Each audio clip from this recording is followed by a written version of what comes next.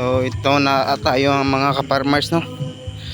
Bago lang ako nag-upload ng video kasi nga tinatamad ako maggawa ng content. So pag-uusapan naman natin yung sinasabi nilang Taiho. Ito, naglalakad ako ngayon. Papunta ako sa Africanan. Yung African kasi dito, yung palm oil na tinatawag nila. Dito kasi nila nakikita yung Taiho na tinatawag nilang Taiho. So pakita ko sa inyo mamaya kung ano kalawak yung palm oil na yan. O tinatawag namin na ano, na African oil. So dito kasi yung mga matatanda dito magpunta dito sa Africanan o sa palm oil farm, parang ano sila, yung nililigaw sila ng Taiho.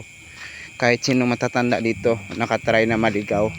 Yung isang matanda nga, si Auntie Milit, dito yung bahay niya yan, dito sa mga bahay na yan, dito yung bahay niya. Tapos nakaabot siya dun sa isang baryo San Roque.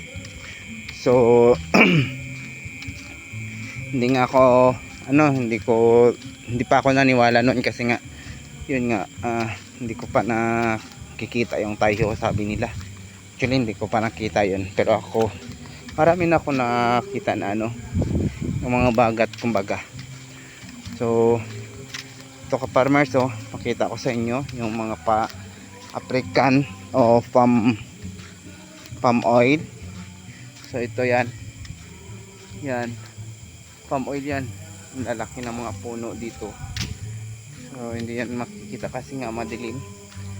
Yan mga palm oil yan, dahon ng palm oil yan. Yan ang tataas ng palm oil. Malawak yung palm oil dito. Yan mga puno ng palm oil yan, yan palm oil yan. So nakita daw nila yung Taiho doon sa dulo na yun. Yung may nakita kayo ng doon sa dulo ng yung kita yung nagailaw na medyo malayo doon nila nakita yung yung Taiho. So ewan ko nga kung totoo, pero isang bisis kasi yung bata naglalakad sila dito nadaan. Tapos sabi niya sa tatay niya, kasi buhat siya ng tatay niya. Tapos sabi niya sa tatay niya, tay, parang may tao dun sa dulo, dun ang African oil. Sabi ni papa niya, parang doon sa nagailaw mga ka-farmers, yan nakikita yung Taiho. Yan, kita yung ilaw na yan, dyan nila nakikita. Pero dati pa kasi walang bahay doon, ngayon may mga bahay na doon, parang isa yung bahay na yan makikita. Pero grabe yung lalaki pa rin ng ng palm oil dito. So dyan nakikita yung Taiho. Sabi ng bata,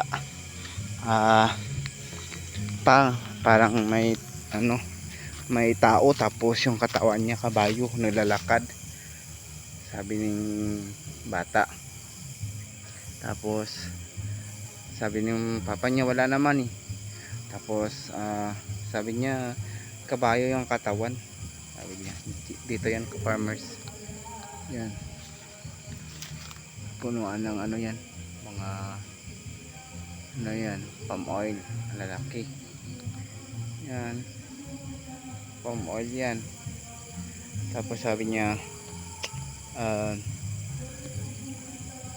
yun na nga, ang sabi ng bata, mayroon talaga pa, kabayo yung katawan, tapos ulo yung tao, yung ulo, sabi ng bata. Sabi ng papa niya, wala naman, hindi naman ako nakakita. Sabi ng bata, mayroon talaga papa, yun o, tinuturo ya. Tapos yun na nga, sabi ng papa niya, hinaplos ng, hinawakan ng papa niya yung kamay, tapos hinaplos sa mata ng tatay niya, nakita talaga niya nung yung tayho na yon.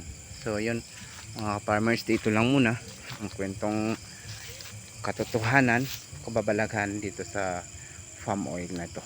So yun lang mga ka-farmers, ito lang muna. Patuloy na naman natin, actually maraming kwento pa dito sa farm oil na to. Babay na muna.